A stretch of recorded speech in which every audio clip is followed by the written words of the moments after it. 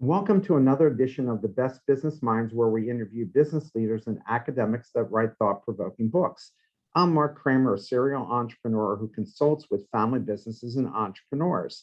Today, our guest is Steve Mastroianni, who writes about altering your life through starting a business through your hobby. So his book is called Hobby Boss. You see it right behind him.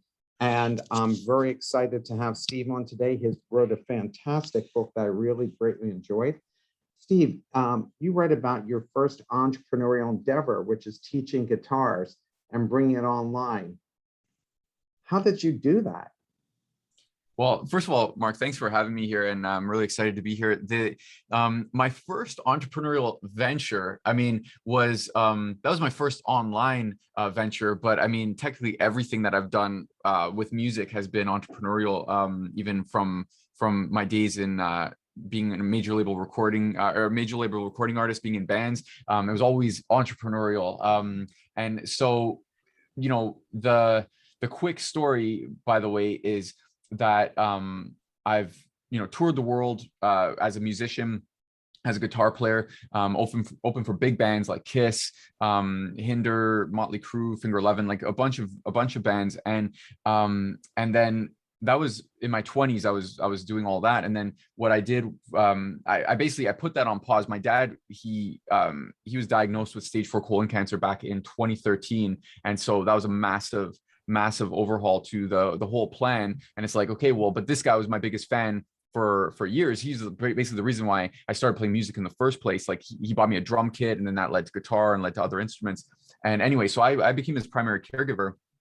It's while I was taking care of him and not touring every single day in a different city, I was waking up in, like, where I grew up, my hometown. And not only was I needed something to keep me busy, because also taking care of him, like I needed something to keep me busy and stay creative, but also I had to pay the bills. So my first entrepreneurial venture that was online was taking everything that I've learned, as well as, I've also coached guitar players over the years. I wanted to take all of that stuff and put that into an online business. That was just the easiest transition. And what I did there, and it's what I recommend that people do, is look at something that you're already doing, and you can teach someone else who's earlier on in their journey. And the reason for that is because you're learning two things. Like if you're starting a brand new thing, you're learning two things. You're learning the skill itself, and you're also learning how to do business with that skill. And so what I did, I wanted to limit that risk by just take something I already know, which was guitar, and all I had to learn was business. So it came from a necessity of, I needed an outlet, because it was stressful taking care of my dad.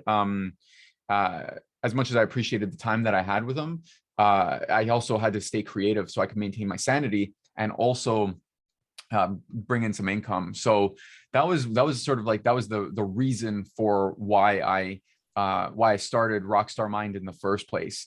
It was like in my 20s, I was the rock star, and in my 30s and beyond, it's like I'm helping people become rock stars. And when I'm saying rock star, I'm not necessarily meaning that they're going to get up on stage or they're going to tour. Some people do, for sure, but also I want people to feel like a rock star. And so it was more about like passing the torch. So you started your professional career as a musician, and I'm guessing from seeing all the instruments there that you're still practicing musician. Tell the audience a little bit about your background and how you ended up being signed by the label, by Gene Simmons' label, Kiss. Yeah. So, I always thought, okay, so I've always thought in a very strange way, where I've like reverse engineered things even before I learned about all the principles that like I know now. Like there's some things that I kind of stumbled upon. And so it was simple. Like, so I was a drummer. My parents split up when I was like 11 years old, and I felt the need to smash some drums, and so like I was really into Nirvana at that time and some heavier music, and I wanted to play drums. So my dad bought me a drum kit, and I started playing in some bands. And from an early age, I knew I wanted to tour the world, but I wanted to travel the world. Okay. And but then I reverse engineered it, where it's like, okay, well, if I'm going to travel the world, then it would probably be easier if I traveled with a bunch of different people, like rather than just me. If I just, met up with some cool people who are like me, maybe I could travel with them. And then it's like, okay, well, cool, maybe I'll start a band, and that would be cool. Like I can tour the world and I'll start a band. And then, but I can't really, like, if I have a band, I want to write the songs, but I can't really write songs by playing drums. So why don't I pick up an instrument that's going to allow me to write songs? And so one of my buddies had a guitar. And so I said, can I borrow that guitar? I taught myself how to play a few things. And then basically I was, the rest is history, where I was mainly a guitar player, and I went from band to band. And networking is really important. I mean, it's what but more importantly, like it's who that's going to help to leapfrog you to different opportunities. So, you meet this person, but this person knows this person. And so you meet as many cool people as possible. And I met my songwriting partner, Sean, and I met him early on, and we just basically we hit it off right away. It's really important to hold on to those people who you have really great chemistry with. You don't know if you're necessarily going to work on something with them now or in the future. But I met Sean, and he had a band going at the time called Crowned King. And I joined his band. I left the band I was in and I joined his band, and we blew up that band. It's multiple times in my life where I've been I came into a situation where there was another guy who I was kind of replacing. And so anyway, me and Sean, we hit it off. We get this band, we blow up that band. We create a new band in Toronto called The Envy. And because of all the experience we had in the past, we leveraged that experience and all the network connections to then get to Universal Records, which was Universal Music, was basically the big record label over here. They heard our stuff really early on. And at the time, it just so happens that Gene Simmons wanted to come up to Canada because his wife, Shannon Tweed, is Canadian. He wanted to come up to Canada and sign a band because he really believes in the talent up here. And so somehow our music got onto his desk, and we get a phone call. We're on the East Coast of Canada touring, and we get a call saying, hey, Gene Simmons wants to come see you guys play live. And it was just so random. We're eating lunch. It's just so random.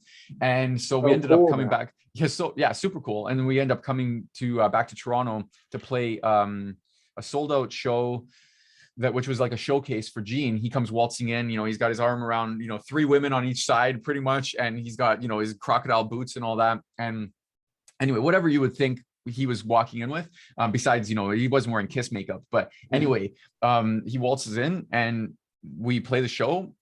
We meet with him across the street. There was an Indian restaurant right across the street. We go in to have some dinner with him. We talk some business and say hey, it wasn't cool, do you want to sign a record deal? And then we sign there in the movies. It was basically, okay, cool, let's continue this conversation and see where things go.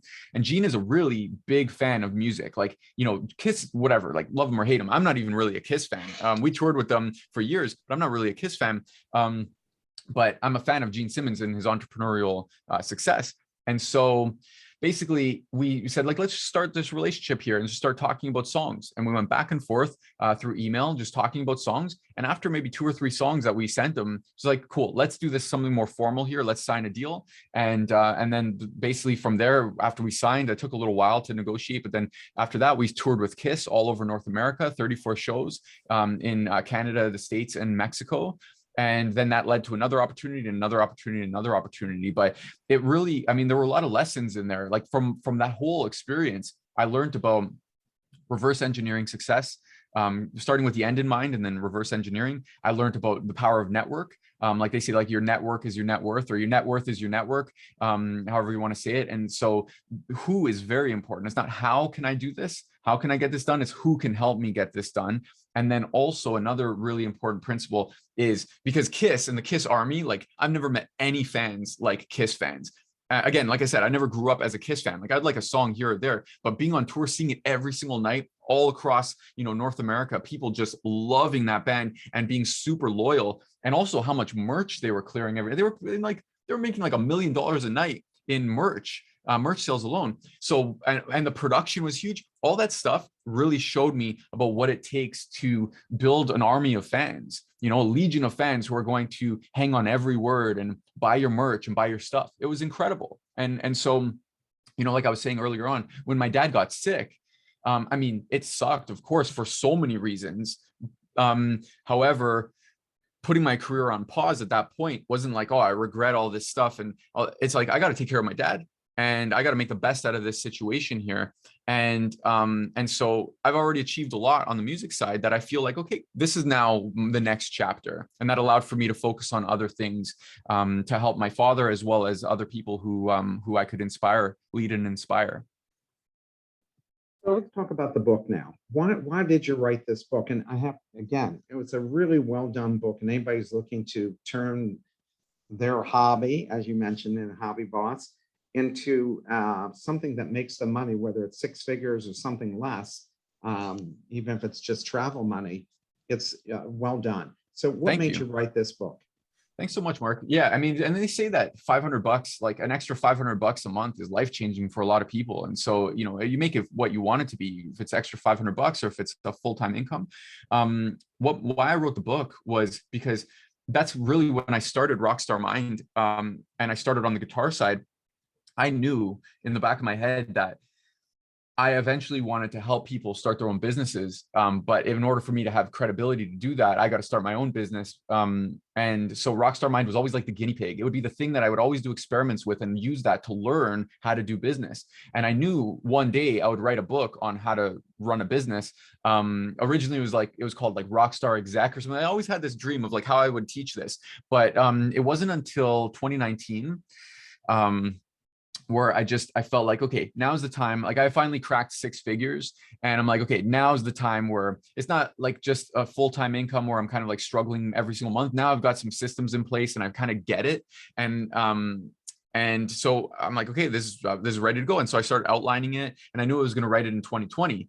Then COVID hit and I'm like, oh man, I might actually push everything else aside and I need to write this book as soon as possible, because I already knew as soon as I started seeing like the news and different things that were happening, where people were, all these countries were affected. I could do the math. I knew that what was going to happen, that things were going to start to get super chaotic. And if the world was going to start to get locked down, then people were going to lose their jobs. And if people were going to lose their jobs, they would lose their income stream that is dependable, that they need to start doing things on their own. And it showed that we can't just have one income stream. Like that's a liability. We need to make sure that we monetize as many things as possible, at least in my opinion, that we monetize as many things as possible.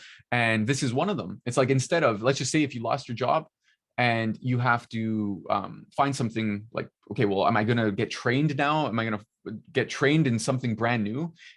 Or do I just look at what I can already do and start a business out of that? And so that's where Hobby Boss came from, is like, don't worry about getting trained or getting certified by all these different things that are out there. Maybe just take a look at some of the things that you're already able to do. And maybe your hobby is something that is very popular. Most likely it is. And there's probably a group of people who would be willing to pay you so that you can shortcut their process. You know, because that's really what a coach does, is they shortcut someone's process. You invest in coaching so that you can help as close to a guarantee of the result as possible. I could either spend a bunch of time, invest a bunch of time into this, which I'll never get back, or I can invest some money with a coach and then I'll be able to shortcut that process and be a lot happier in the process. So it's about looking at what you already have and turning that into a business. We saw a lot of people during COVID doing that, showing people how to, like you are, teaching guitar, dance, yoga. My girlfriend who's listening to the show, who was a musician and an A&R, she was having her her instructor, her workout instructor, do it all online for for a year and a half. So, for sure. And he was fortunate; he was able to pick up a lot of clients and get paid well to be able to go and do that. So how important is it to have a substantive purpose like you did when starting a venture? Yeah, for sure. I mean, you have to have a purpose. You have to, it can't just be about like, I need to make some extra cash. There's got to be some more to it, because when you make the cash, you're not really going to feel that fulfillment that's going to keep you in the game. Like there's going to be hard days. There's going to be days where no sales come in. Some days where you question whether or not you're even qualified to help people. There's so many things, even after you get a bunch of messages from people saying, oh my God, this is so great.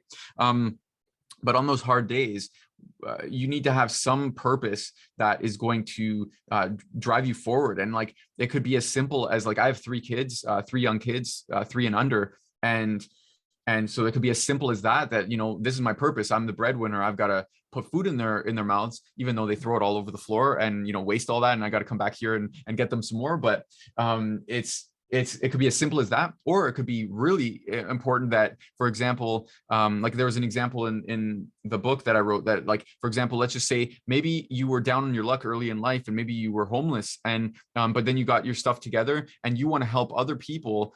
You want to help clothe, like maybe you teach them how to make clothes. And so you have an initiative where part of that is you help people to clothe the homeless through the work that you do together. So you teach people how to make clothes, but you donate some of those clothes from the work that you do to the homeless, because it's a very important cause to you. Like, for example, I have a fundraising initiative called Void Cancer, because I lost my father to cancer. I've lost many family members to cancer, and it's a very, very important part of my life that I help people who have been diagnosed or who are also caregivers like I was, and that they have an outlet like guitar to do their thing. Like, if I didn't have these pieces of the puzzle, it doesn't matter how much money I make. I'm not going to feel like I'm making an impact. I'm not going to feel like I'm doing something important. It's not going to fuel me. And what motivation does is it pushes you forward. It helps you to take action. Motivation, moving, right? It's like, that's what it's all about. So if you don't have that purpose, then it's hard for the vehicle to move forward. Stop recording, right? Good. Do you recommend starting full-time or part-time that could lead to a full-time opportunity? So I think no matter what the purpose or what the sort of end goal is going to be, if you want to be full-time with it, regardless, it's going to be something that like you have to start from the beginning anyway. And so very often, like, we'll see things online, if you're following guys like Gary Vaynerchuk, who's like super talented and super motivating, but it's all about like hustle and grind and just like go all in all the time. And sometimes you just have to, like, you don't want to overwhelm yourself, period. So sometimes you just have to get into it, and like, yeah, you're there, you're committed for sure, but you have to just take those small steps to get things rolling. And then you get your first sale, and then your second sale, and then you build from there. And based on those results, then you start building on that. I think for a lot of people, it could be very overwhelming. The idea of starting their own business is exciting, but it's also very overwhelming. And so I think going in at first, even with a part-time mentality, in the sense of, like, I'm going to do the necessary steps. This isn't going to like take over my life completely, because that's just too overwhelming. I think you guys got to go into it with the necessary steps. And luckily, like, if you have, like, I wrote the book for myself when I was like starting out in 2014. I wrote the book for me, like that person who's in that place. And the book I wish I had, I wrote that. But there are also other coaches. There are different people who can help you along in your journey. And so, you can get them on board, or you can, like, they'll tell you the same thing of like going step by step by step, but you can make those decisions kind of as you go. The best way to learn is to just get started and start doing it and learn through that experience. So I think that you can want full-time for sure, but I think starting it as just something that you're doing and getting into it, maybe starts growing after 2 months, or maybe after like 6 months or a year, but start with that mentality and then just expand from there.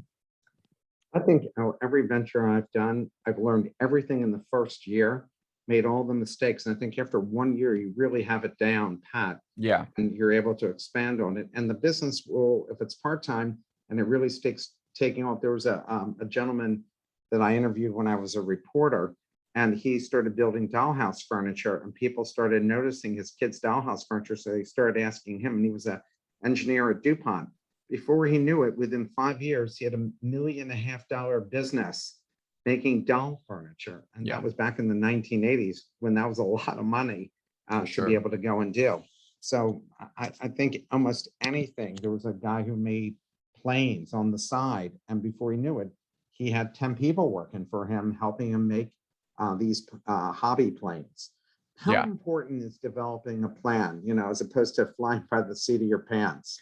Well, it's funny because you're talking to a musician who, like, I fly by the seat of my pants a lot, and it's like improvisation is very big in music, and I think improvisation it makes things fun, and you always have to leave some room for that. Like, preparation is definitely important, but you don't want to get into analysis paralysis. You plan a little bit, you plan enough where it's like you're not completely reckless. Like, and also planning is kind of like, so in my book, you know, and you read any book that is on a step-by-step of how to do stuff, that's going to be part of the planning process. Where it's like, okay, let me learn kind of what to do here. But then you learn a little bit, and then really a lot of what you learn is going to come from doing it, like out in the field and doing it. So having a plan, I call it like a hobby business plan, where you go through the different chapters, and like the things that you do will help you. It'll give you enough so that you know who you're talking to and what they want, and all those different considerations that would make you have the best chance of success.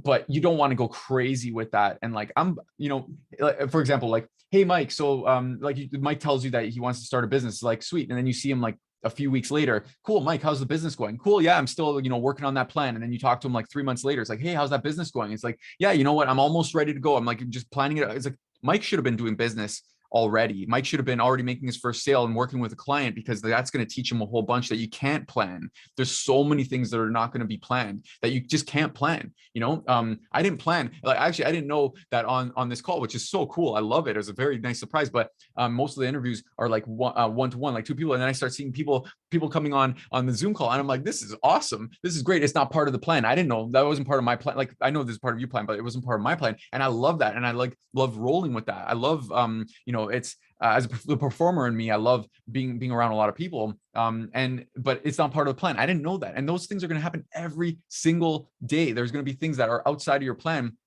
And you make the best out of it, but you do the things, just the first little bit that takes it out of the reckless category of, this isn't completely reckless. This is just, I'm going to move like, it's like responsible recklessness. It's just like, I'm going to do a little bit of planning enough so that I could just get out there and start getting the data that I need to make the next decision. So that's as far as I would plan. I like planning. Only I like writing everything out just so I can see it and then figure out where the mistakes I'm making.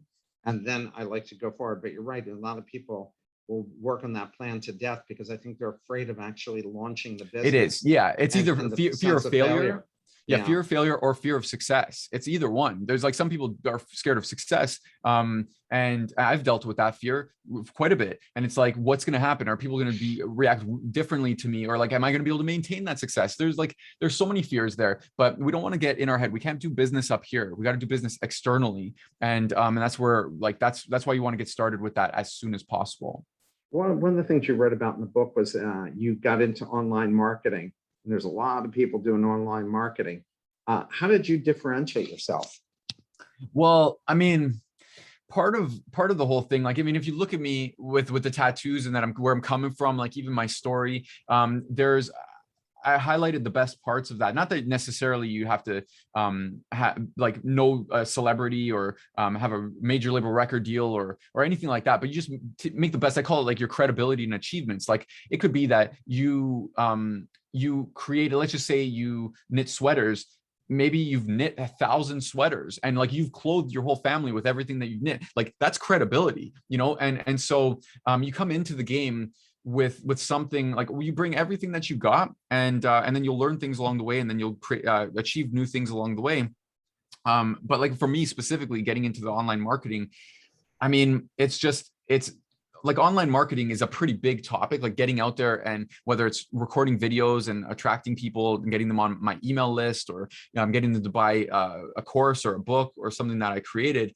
A lot of it really, Mark, it just has to do with, like, it doesn't have anything to do with me, really. I'm just kind of like, maybe you're scrolling on Facebook and you see someone that looks like me, and I might like capture attention, maybe. But also it's like, I'm not important. It's about my customer and what that person needs. And maybe they want to feel like a rock star. So I start talking about the things that make them feel like a rock star, whether it's inspiring them with a story that I have about when I wasn't feeling like one, and then how like I felt like one, or maybe they're a fan of Kiss or one of the other bands that I've toured with. And then we can talk, like I could highlight that kind of thing.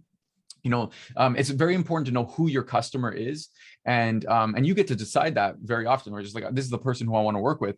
But that you decide who they are, or you know who they are, and then you also know what outcome they want, and that's mostly what you're talking about. So if anything, the Kiss stuff and the tattoos and the music history and everything, isn't as much the differentiator for me as maybe my empathy. I really, really care about other people's success. And I think that me showing that to other people, that might be the differentiator, because everybody's showing like me.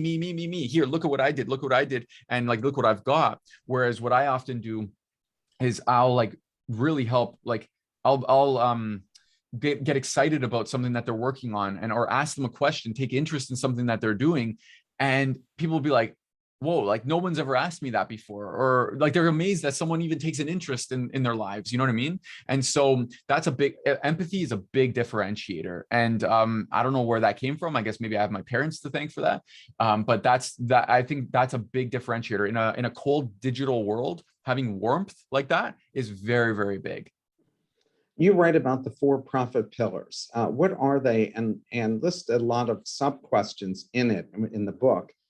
Maybe go over what's most important to start, like just a few of them. What should they focus Yeah, for sure. on? Well, quickly, the four pillars of profit are basically profile, which takes care of you and takes care of your market. Like basically, it's like that's like the mindset part, and taking care of like your role in your business, and what market that you're going to be serving, and what your motivation is for. Like that takes care of you as the entrepreneur. The profile part. It's very important to know where you're coming from and where you're going.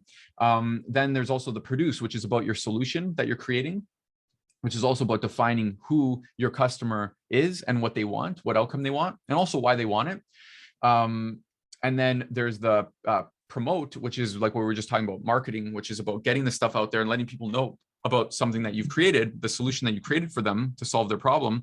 And then once they buy, then we have propel, which is the final pillar, which is about now that they've bought, now let's propel them to that ideal outcome that they've created. So if I were to whittle it down to like what are the most important things in all of that, it's like I said before, knowing who you're serving, knowing what outcome that they want, and then laying out that outcome, or starting from that outcome. And like I was saying earlier, reverse engineer, like how from where they are right now, how they're going to get to that ideal outcome. And you might not have all the answers at first. You might not even be the one who helps them with every single step of that, but you might get them started, and then you pass them off to an affiliate maybe, and then maybe you make a commission, or you just are so happy that your customer is going out and being successful. But it's really all about knowing who you're serving, what they want, like what result, what the ideal outcome they want, and then mapping out that process so that you can help them get from point A to B, because they're here on A. I call it hobby hell. And you want to help get them to their ideal outcome, which I call hobby heaven. So you're the one, the coach, who's going to help them to get to that. So if you just map those things out, you're good to go. You know, yeah, Hobby Boss goes in more depth because it's not just like a one-time read. It's like basically like a masterclass of how to do business. So if you have a problem in your business, you can go to a specific chapter and solve that. But that's whittling it down to like, those are the key points right there.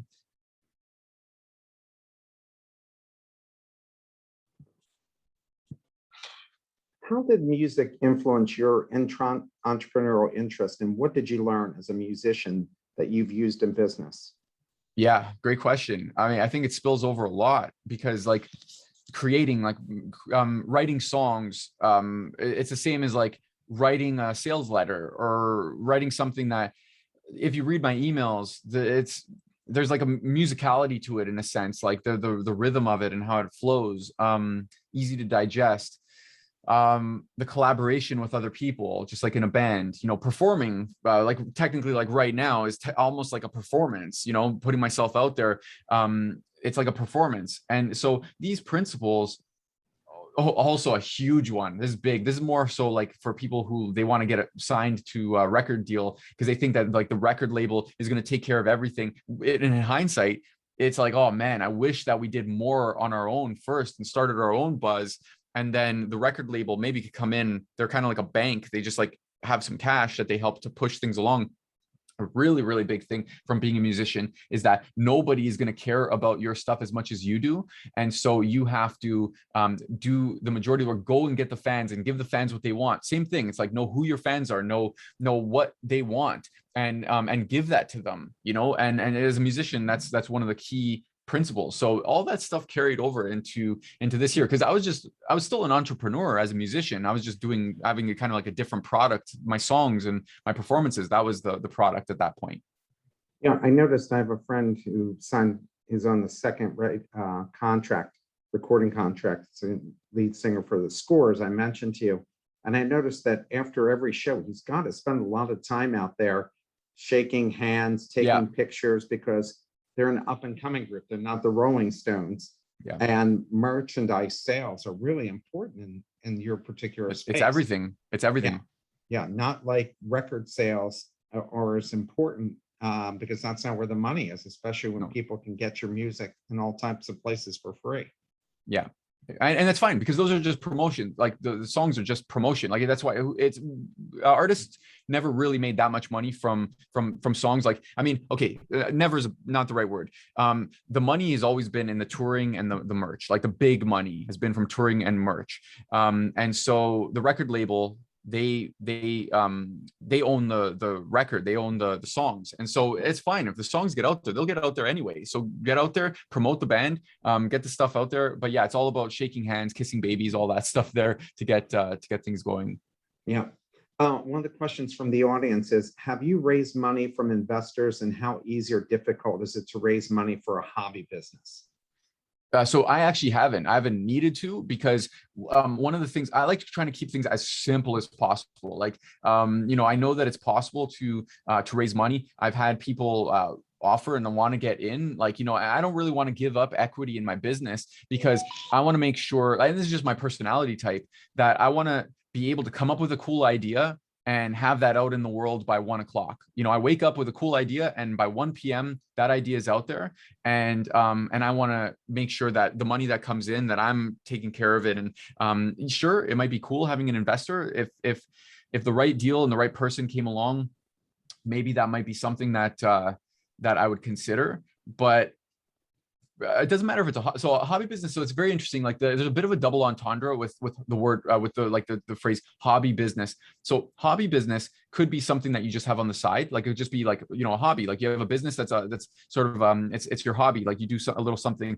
But also hobby business could be a business it's a hobby based business, and it's a business that is related to your hobby. One of my friends, Charlie Wallace, out in New Zealand, he has a guitar company called Guitar Mastery Method, which is a massive company. And like that company is bringing in over seven, like I don't know if they're maybe 8 figures now, but like that's a substantial amount of money for teaching people how to play guitar. Now I do the same thing, and I'm not an 8-figure business, but my path, my thing that I do is different than what he does. Even though we both help people play guitar, I also do other things too. There's so many different things based on where I'm headed and where I'm going. And so it just shows there's a range of people, and you have to be really, you have to know what you want really. And then you also have to, at that point, when you achieve something, like there's going to be a fork in the road. Do I go this way or do I go this way? And Charlie, he built a huge business, but Charlie really just wants to go out and tour and travel the world and be in a band, kind of like the things that I was doing before, with like touring with Kiss and all that stuff there. And so I think that he's also had investors approach them, and maybe that might make sense for a bigger company like that. But a hobby business is just like any other business. He runs the business just the same way. I run my business the same way as any business really. And so whether it's a hobby business or not, investors can come in. I wouldn't recommend it at first. I mean, with the principles, like especially with what I teach with like coaching, like that you're getting into an info product space where you're coaching people and you're helping them to achieve a result in their own hobby. You can make a substantial amount of money just doing things, because you're technically selling air. Like I'm giving advice to someone. There's no overhead in the sense of you don't have merchandise, or sorry, you don't have like inventory that you have to keep very often, right? You could have merch and stuff like that. But if you're just hopping on a Zoom call with someone and giving them some advice, then the profit margins are crazy good. And so I don't think you really need an investor at that point. I don't know if one of the questions is about how to get started for free, but I mean, technically you pop a post out on Facebook saying that you're looking for some people to help you with a new program that you're getting started. And if you want to hop on Zoom for 60 minutes, there's no charge. Maybe just give me a review afterwards. And then you'll have some people who respond back. And then you'll obviously say there's more to the post than that. Like you'll say what you'll help them achieve. But you hop on Zoom, which is free. You don't have to pay for Zoom. You hop on Zoom, you get on a call with them, you help them achieve a result. And then you basically, you ask them like, did you have a good time? It's like, yeah, totally. It's like, sweet. You want to do it again? Totally. And then they could pay you for future sessions because you've already given them a result. You've already like you feel each other out and you know that you want to work with each other. And then you could base an actual like transaction on that. But that's all free. And so far, let's just say they pay you $60. That's $60 that is all yours. You don't have to pay anyone anything. Like Zoom is free. And so you can get started for very, very, very like, I mean, close to free, if not free. Obviously, there's a time investment, but I think it's great. I don't think you need an investor. Is the short answer. Yeah. By the way, investors typically are not interested in lifestyle businesses because they don't throw off enough. An investor usually is looking to, because I run the Angel Venture Fair, as many of the folks know here, are looking for a lottery ticket wins. So sure. If they can't get that, but I have seen where a guy started a magazine. It was a hobby of his. He got 3 investors and he got a contract with the convention center, and all 3 of his investors made their money back in the first year and tripled their money over the course of a few years. There's definitely going to be situations where maybe it might work, like because maybe you might know someone or they know someone. And but the key differentiator is it doesn't matter if the business is based on a hobby. Like, so you said lifestyle business. So lifestyle business is different, right? Like a lifestyle business could be in any type of like that's just the kind of business where you want to pay your bills and have a nest egg. Like you want to have, it's different than a big corporation. And but it doesn't matter necessarily what the topic of what the business doesn't necessarily, as long as it makes money. It's just like what I was talking about with record labels. The record label goes to bands like Guns N' Roses. There were so many record labels that came to Guns N' Roses because they were definitely a hot band at that time. And they came and they're like, we want to sign you. We want to sign you. Why? Because it's a lottery ticket. And so that's what they want. That's what any investor, and record labels are just investors, right? So venture capitalists in the music industry. Exactly. That's all it is. Yeah. Your friend who's made almost 10 figures doing what he's doing, and he's teaching guitar online, correct? What did you observe that he's done really well that allowed him to do so well that he could sit on an island and be doing what he's doing? Actually, he is on an island, right? Yeah, for sure. No, exactly. I don't know for sure. I think it might be 7 figures. And when he first hit 7 figures, he did not look well. I was like, "Are you okay, man?" He's like, "No." It was like super chaotic, and he had to get a lot of systems. He had to have like the right COO to help to clean things up. But what he did that this is why it's so funny with guitar, because like it's what I'm not willing to do, and what it's not even my thing. Like I don't really care that much about doing this specific thing. Is they're all about just like teaching all facets of the guitar, and they take care of that. It's like they've got a great name, they've got like all the different facets, all these different things that you can do on guitar. That's awesome. And that's even when I was a guitar player, I didn't even really care about those things. And so when I created a business, for me personally, and I'll get back to him in a second, but like for me personally, I'm all about my company's called Rockstar Mind. So we use a guitar for some of the stuff that like some of my clients are guitar players, but it's more about like learning how to approach situations and simplify them to your level first and not overwhelm your mind. And like, whether I'm teaching a guitar player, a songwriter, I'm teaching a hobby business owner, it doesn't matter who I'm coaching, but it's about that mentality and success principles. I'm more of like a life coach by way of guitar, rather than that I have like a guitar company type thing. And so I teach different things. I teach more like how to learn and how to learn faster. My book's called Practice Less, Play More. And so I've got like more like accelerated learning principles. Whereas Charlie, his company is like straight up play guitar. Like this is their blues course. This is we buy their blues course. This is their metal course, heavy metal course. You buy their metal course, and then it's just volume. They have so many people who want to do that stuff, and it's volume. And so he grew a massive company based on that. He has employees. He's got a big thing going, and he gets to do what he wants. But it's a big stress. It's like having that running that show is a big stress and a big responsibility. And, for me personally, I have 3 kids, 3 and under. That entrepreneurial venture, that one is chaotic, like crazy. Every single day, there's a new surprise with that one. And so for me, I gain my fulfillment from helping people go from, just where they're starting, and whether it's guitar, whether it's music related or whether it's business related.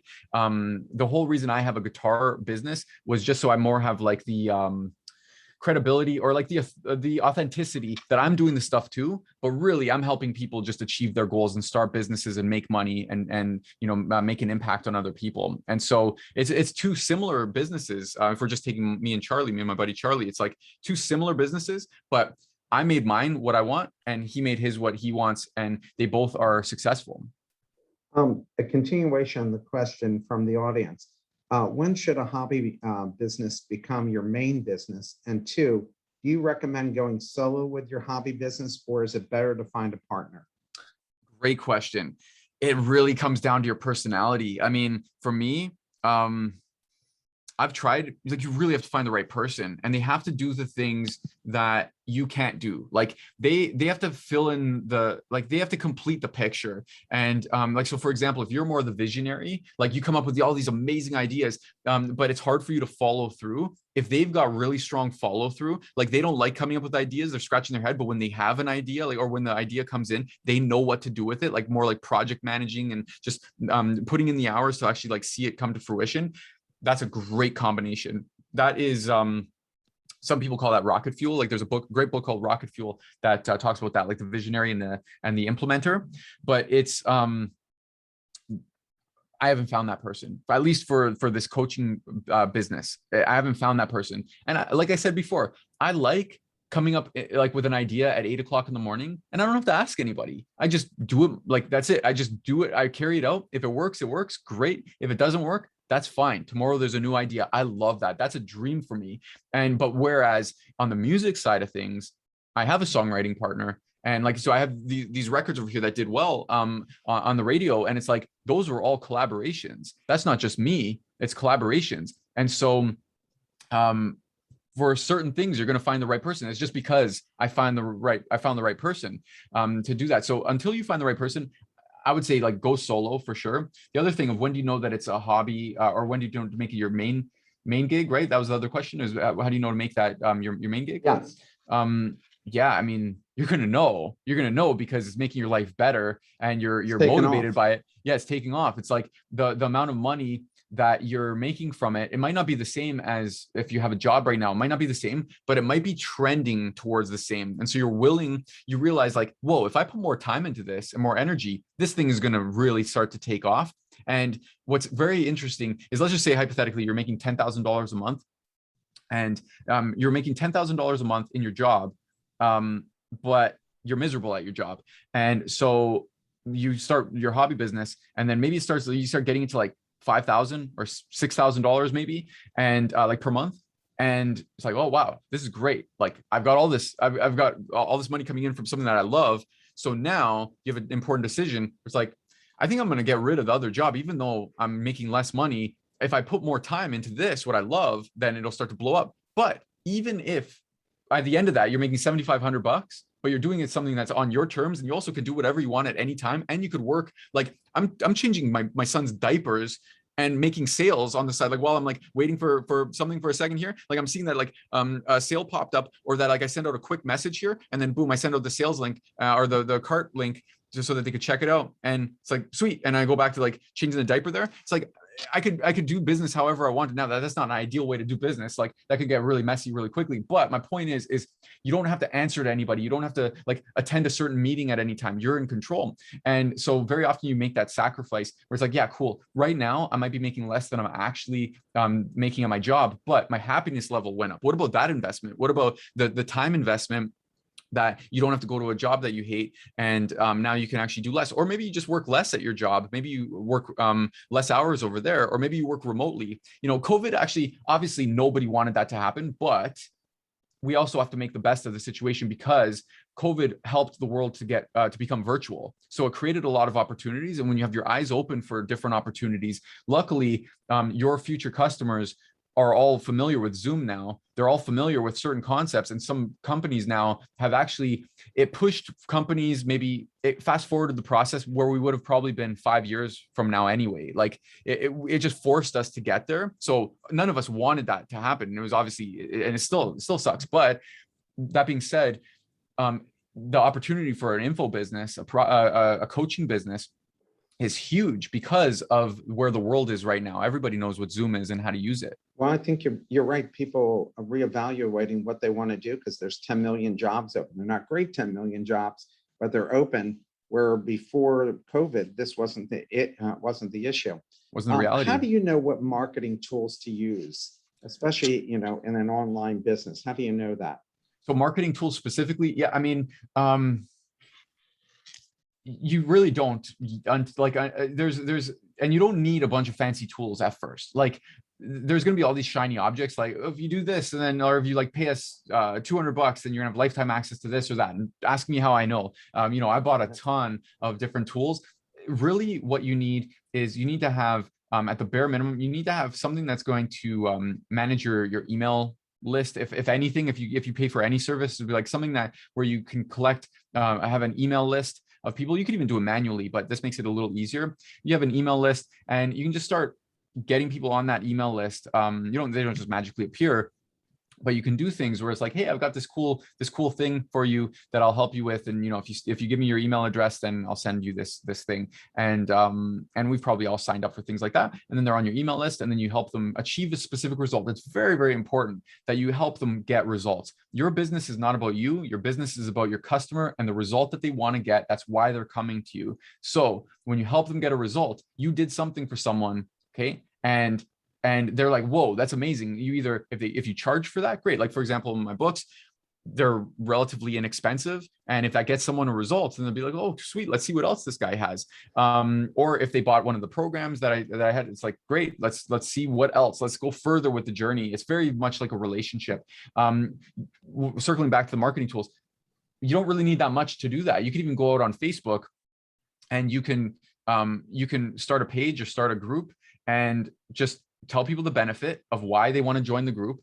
Go to your friends, start it off and be like, hey, I'm starting this group and here's what we're doing. And, just get them results, put the time in, get the results, get the reviews as well. And then that's going to lead to more people. And that's your marketing tool right there. Like that's going to lead to more and more people. You don't need fancy software. You don't need really anything crazy. You can, if you really like bare bones, you have email, like Gmail, you have a Gmail email address. You can get PayPal to collect payments. Or Venmo or anything like that. Steve, I found marketing, anything with LinkedIn groups have yielded little. Like if I'm in 50 groups, totals 3.2 million. I thought, man, this is going to be great. And when I marketed this show to 3.2 million people, especially at the very beginning, like of the pandemic where people were just locked in, and found that yielded no results. Did you get any results from doing it? Because even John Chambers, when I had him on my show, the founder who built Cisco Systems, not the founder, but who built Cisco, and I told him about LinkedIn groups. He said, forget it. Nobody ever even looks at that stuff. Yeah, there you go. There you go. Well, because look at the audience too. Like now it could be people who so LinkedIn's a weird one. I'm not going to pretend like I know LinkedIn because LinkedIn is not where I spend my time. I spend most of my time on Facebook because Facebook is where people go to waste time.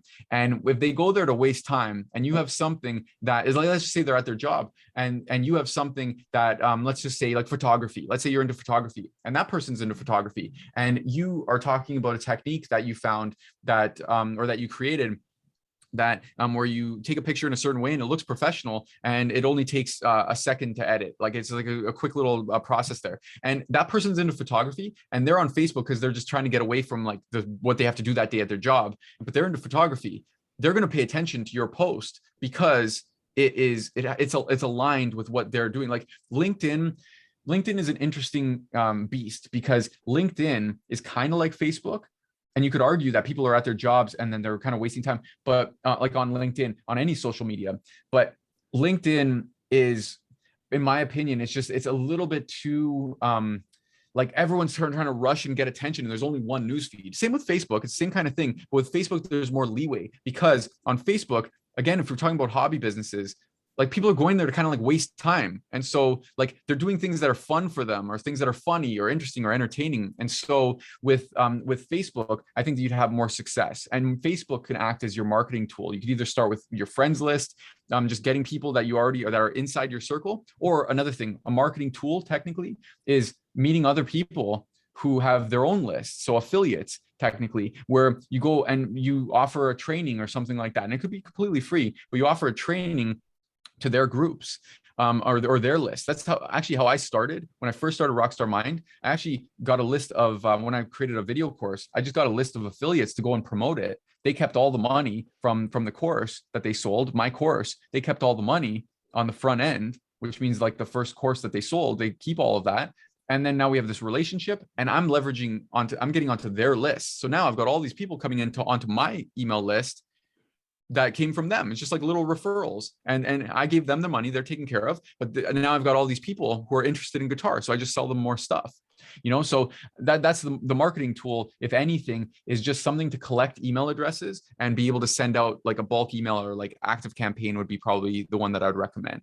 So one of the questions from the audience is, if someone collects coat pins from corporate or unique pins from around the world, how does he convert this hobby into a business? Any suggestions? Okay, that's a great question, because my specialty, if you have something where you're going to make, because there's so many different ways to turn a hobby into a business. But so for example, you can like do jewelry and sell it on Etsy, or you can sell stuff on Amazon. There's different things that you can do. My specialty, and what Hobby Boss mainly focuses on, is coaching people, helping people achieve a result with their hobby. So I'm going to just get back to the pins in a second. But the reason why that's what I do is because I think that it's the fastest and easiest way to make money. And it also has the biggest profit margins. There's no overhead or anything like where you have with inventory, like I mentioned earlier.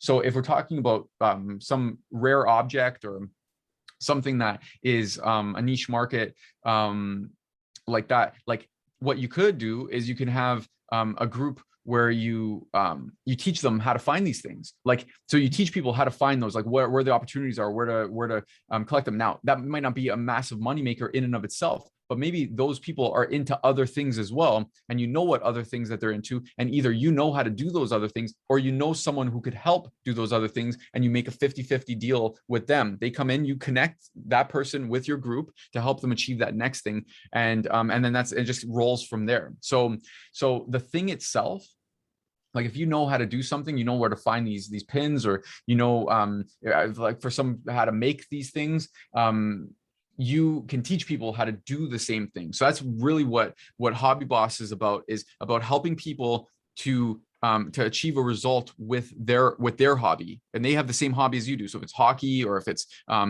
photography or knitting or whatever it might be, you're helping people get better at that hobby or achieve something in that hobby. So with the pins, it would be, what I would probably do is I would teach people to do the same thing, like to find the pins, let's say, where to find them, where to source them, how to get the best ones, how to sell them maybe. And then also find out what else they're interested in. And then either you teach them that as well, or you find someone who could teach them that and you promote that as an affiliate. Also, he might develop a website where he takes on consignment, or they post the pins, and he markets himself as the pin center of the world. Totally. And anybody wants to find any pin, and then those people, just like kind of like an Amazon or an eBay, but he has the largest collections of pins. And there you go. And you charge $12 a month, or you charge like $20 a month for membership to this site that where you stay connected to it. And then all of a sudden you've got recurring revenue, and these people have like their source for these pins. Yeah, I think we have a good idea there. Yeah, there you go. But you could see how you can make money from this stuff. You just have to be a little bit more creative. That's all. 100%. How do you figure out what to charge? Do you have a formula? Do you create like a spreadsheet? So there's no formula, but definitely don't be the cheapest. I recommend that you are the premium one. And the reason for premium is because you don't want them to, you want them to care. Those who pay attention. Okay. And so you have to offer them great value, but very often people will undercharge. They think that the price is going to be the issue. Okay. The price isn't the issue. If you give your stuff away for free, people don't necessarily care about it. Okay. If you charge $1, like they don't necessarily care about it. There's got to be a little bit of like, okay, as a really great entrepreneur, Alex Hormozy says, it's got to sting a little bit. The payment has to sting a little bit, because that gets people to pay attention. And, so as far as pricing goes, if you want to look at what other people are charging, and charge a little more. at the beginning, you can do whatever you want. I mean, you're going to try something and then it's going to work or it's not going to work. And you're going to base your decision on that. I ended up as like the premium. I ended up as a premium because also I don't really like taking care of a lot of people. I don't like having a massive email list, a massive customer base. I like working with less people and going deeper with less people. So to compensate, I charge more. And that gets me what I want, because I get the money to feed my kids, and also gets them what they want. They get my attention to help them on the specific thing. So I always charge premium, and I recommend that you do as well. I don't like volume. I don't like having to get a lot of people in the door. But yeah, that's what I would say. That's the short answer is premium. Like always charge premium. Yeah, interesting, because we talked about my consulting university USA and wanting to charge 2,000, and yet people are balking at that, even though it's a 10-week course. And now I'm thinking about adding more things to it, like where they can talk to me anytime during the course of a year when they've got issues. So figuring out how to make sure that I'm not giving them so much. I'm basically making $15 an hour. Totally. And by the way, it doesn't have to be that's not like just like a university. There could be a 101 version of your program. And you know what I mean? Like I would frame it like a university, a real university, and there'd be like a 101 version of it where they get a result and then they're automatically sold on buying the next thing. Right. And you probably wouldn't be 2,000, it might be 5,000, but it's about how it's framed. That's a little more advanced, but I hear what you're saying for sure. Like if you don't have the right person, then it could go for free and they wouldn't want it because it's just not the right person. Right. But you get the right person. You just got to make sure that you're focused on the right things, like the result that person wants. That's what they care about. And they know that you can help them get that faster than they can get it for themselves. Then yeah, that's the decision they need to make. They need, like, this guy, what he has for me is more valuable than the money I have in my bank account. And then they give it to you. And that's the exchange. That's the trade, My boss at Wharton used to say that you can always come down in price, but it's hard to come up in price. And he was like a pricing expert. What are the 5 market must-haves for your hobby business to have potential? And what's the minimum needed to test an idea? Yeah, so the 5 market must-haves, that is from my friend and mentor Ryan Levesque. He's got a great book called Choose. It's a book about how to choose your market, and the 5 market must-haves that he wrote it's got to be evergreen, so it can't be like a trend or something like that. So your market has to be evergreen, and a lot of hobbies are evergreen, but also a lot of hobbies can be trends. So it's got to be there for years. Like it's got to be a proven market in that sense. And you can also see this there are other competitors that are out there selling, which is good. That's a good thing because it means that they spent the money to know that there's actually a market there. So the next one is there has to be enthusiasts. That's a given because in a hobby market, they're enthusiasts. They're already enthusiasts. So we know that. Also, they have to have an urgent problem, which means that there's something that they want to fix. Like, for example, back to the knitting example, let's say their granddaughter's birthday is coming up in 2 months. And it's a bit of an urgent problem because they don't know how to sew or knit. Sorry, they don't know how to knit. But they'd love to be able to knit a sweater for their granddaughter. And so that's a bit of an urgent problem. And they buy a course, so they buy coaching to learn how to do that. The 4th one is future problems. Well, now that you know how to knit sweaters, let's knit a whole outfit. Now, we don't just want the sweater, let's knit the whole outfit. So there have to be other problems that you can solve, not just one problem. Okay, that's the 4th one. And then the 5th one is players with money. That's Gary Halbert, a famous marketer. He talks about players with money. They have to have money in that market. Like, I'm not talking about like a crazy amount of money, but they have to be able to spend, $100 on a course and not have to, go to the bank for a loan, or they have to have some money in there. The more money that they have, the better, because you can charge for more premium solutions, and everybody's happy with that. So those would be the 5. So it would be just to recap: evergreen, it's got to be around for years. It's got to be proven. Enthusiast, that's a given because we're talking about hobbies. Has to have an urgent problem. There has to be future problems beyond that, and there's also players with money. That's like that's a fantastic market. If you could find that would be great. I added one more in the book called Pro Caliber, that if you can teach them how to make money from that hobby, like, for example, if it was a cook, like if you teach someone how to cook and then you could help them get a job at a restaurant, That's even better. That would be amazing if it's a type of hobby that you can make money from. And technically every hobby you can make money from, because technically you can just certify them and have them go out and do business like that. And actually, like, you can show them how to make money from your hobby by just doing what you do, like teach other people and just kind of replicate yourself. So yeah, that would be the sixth must have, I think. Well, no, sorry, that's more of an optional. It's not a must have, but that's just a nice to have. So the last question, we have 60 seconds to answer this. What do you think of the hot teaching opportunities that could yield six-figure incomes? What I think are the hot teaching Yeah. opportunities? Yeah. So music is big for sure. I know that from firsthand.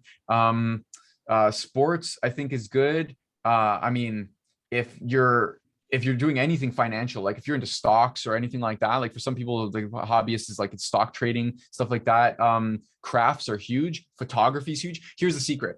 Look at the hobbies that require a bit of like investment for the equipment to, like, in the hobby, that the equipment could be expensive. Golf, huge. So anything like that, those are the ones that you want. I actually have a PDF I could even link you to of what I think are the biggest ones. I think there's like 20 of them in there. So I Send it could to link you to me that. and I'll get Yeah, it out to everybody. If you can send it cool. to me today, because I'll be For sure. sending everybody the video. For sure. Steve, you were awesome. Thank you. And I really enjoyed, and I'd love to have you come back sometime to talk more about this subject, because I think it's so important to people to pick up that side hustle, or to find something that they're excited about every day, because they might not like their jobs, like you mentioned, and also the portability of being able to go anywhere. That's what I've liked about the stuff I've done. I've been able to live anywhere and be able to do it. Totally. Everybody have a great weekend, and thank you again, Steve, for coming on today. Thanks so much for having me, Mark. Take care. Bye-bye. Bye-bye.